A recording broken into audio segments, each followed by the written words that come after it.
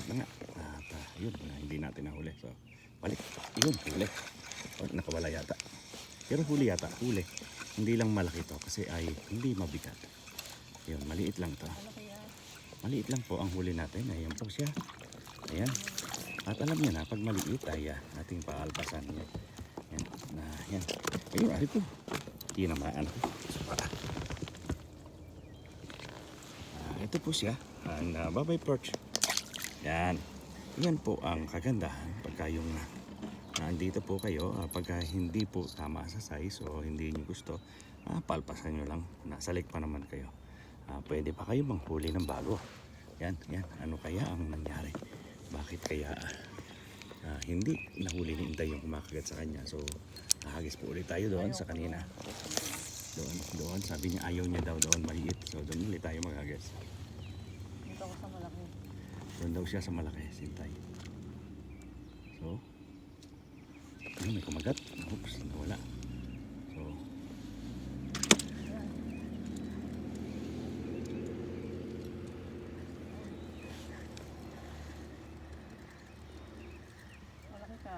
Palagay ko maliit. Yun po, nakahuli naman si Inday. So, sabihin noon, ay mag-aayos na naman ako at papabayaan ko na naman itong aking huli. So, yun po yung huli ni Inday. At siyempre, ang tanong niya sa akin, malaki ka o maliit? Maliit yan. So, ang decision po, Ang decision po niyan ay throw it back. So, yun. Throw it back. So, Hindi yan mo po. inayos yung pan. Ayos na yung pain mo. Balik sa malaki. At ayan, pipisin ulit ako. Yun, may kumakagat. Malaki yan. Parang maliit kasi ay mabilis. Parang yan yung inalpasan ko.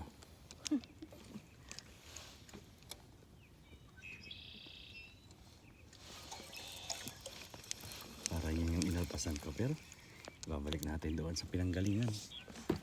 Kasi ay parang naandun lang sila sa tabi. Doon sa tabi ng bundok. Parang doon lang. So, babalik po tayo ulit. At ano kaya? Ayun, nakita na. Doon ako binagsak. Yan. So,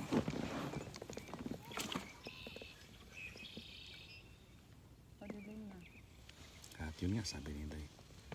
Padilim na. Kailangan galingan na namin. Kailangan pautakan mo. Pautakan daw, sabi ni Inday.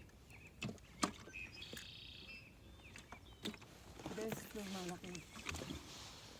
Hulihin daw yung malalaki. At alpasan ng maliit. Palpasan na maliit. Yan lang po, ganyan lang. Hila. So, eto nga po. Kung gusto nyo pong Pero palagay ko maliit. makapanood ng ganito pang klaseng fishing, Ito. please share po, share lang. Ito. And subscribe. Ayan po, nakahuli na naman si Inday. So, hindi po natin alam. Maliit yan. Sabi niya po, nagdesisyon na siya maliit. So, Ay, pero sa akin po ay parang gusto ko na itong kuhanin. Oo, pwede din yan. So, kukuhanin ko na po siya. Yan po.